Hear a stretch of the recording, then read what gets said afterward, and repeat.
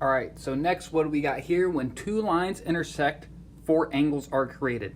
Not a big surprise, as you know. All right, as you know, perpendicular lines form a right angle. What do you think is true about the other three angles at the intersection? All right, so we get just some random lines intersect. Well, we're going to say that their intersecting lines are actually perpendicular. So we're going to say angle 1 is 90 degrees. What about 2, 3, and 4? What do you think is true about them? Well, if two intersecting lines are perpendicular, then four right angles are formed. So that means 2 is a right angle, 3 is a right angle, 4 is a right angle. OMG. If you love right angles, you probably love this theorem, right? So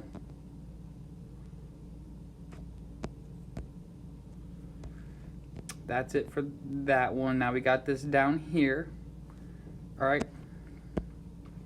So we got several more problems. We're gonna muscle through this though.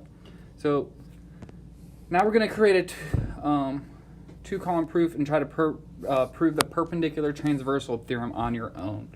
So we did a parallel line transitivity problem. Now we're gonna do perpendicular transversal theorem. All right.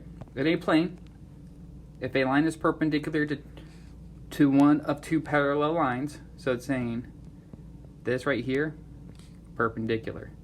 Well, that means that angle 2 and line A and line C are also going to be perpendicular. So let's go ahead and prove that. All right, we got statements, we got reasons. Okay, so B parallel to C, A perpendicular to B, given. All right, so watch this. We can say angle 1, let's say this, angle 1 is a right angle. And that's because it's definition of perpendicular lines. Okay, statement 3, we're going to say angle 1 is congruent to angle 2 because of the corresponding angles postulate.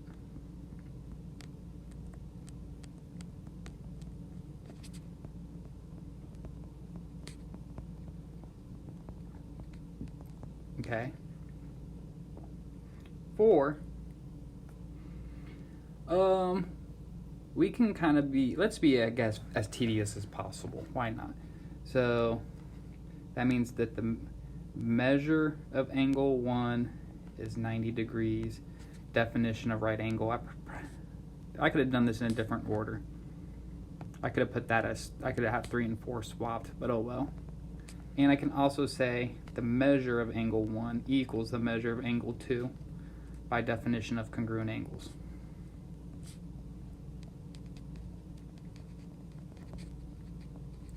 Okay. So now I can say measure of angle 2 equals 90 degrees. Because measure of angle 2 equals the measure of angle 1. 90 degrees equals the measure of angle 1. They both equal each other, or they both equal measure of angle 1, so they equal each other by transitive. Thus, again, being very tedious, being very precise, that means angle 2 is a right angle from definition of right angle, because it's 90 degrees. And since angle 2 is a right angle, that must mean A is perpendicular to C by definition of perpendicular lines. They intersected to form a right angle, so that's that. Cool. All right. So now we're going to kind of go in along the same thinking, but just a little bit different. All right.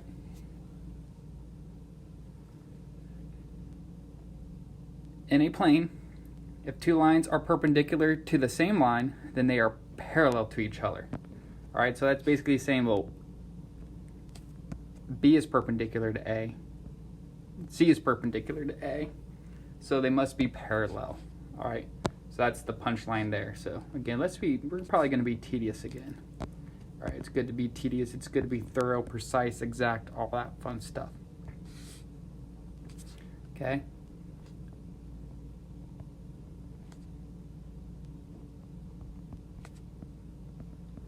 Okay. So since they're perpendicular, that must mean angle 1 and angle 2 are right angles.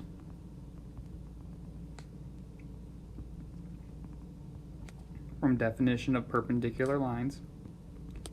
Remember, perpendicular lines, very powerful definition. It's conditional statement and converse are both true. You could write lines are perpendicular if and only if they form a right angle. Biconditionals are the most powerful of them all. All right, and we're actually going to cite something we haven't cited in a while. We're going to say angle 1 is congruent to angle 2. How, why, what, when, where, how? Right angle congruence theorem. All right. We haven't really talked about this one that much, but we have a theorem that say all right angles are congruent. So since angle 1 and angle 2 are right angles, they are congruent by the right angle congruence theorem. So then, well, 1's congruent to 2. So I actually have enough information to say B is parallel to C. How? By the corresponding angles converse.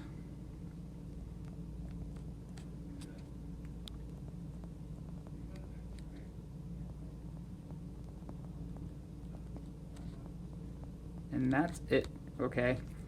Since lines are parallel, since we proved lines are parallel, we're going to use the converse. All right, and that's it for this video. Stay tuned for more.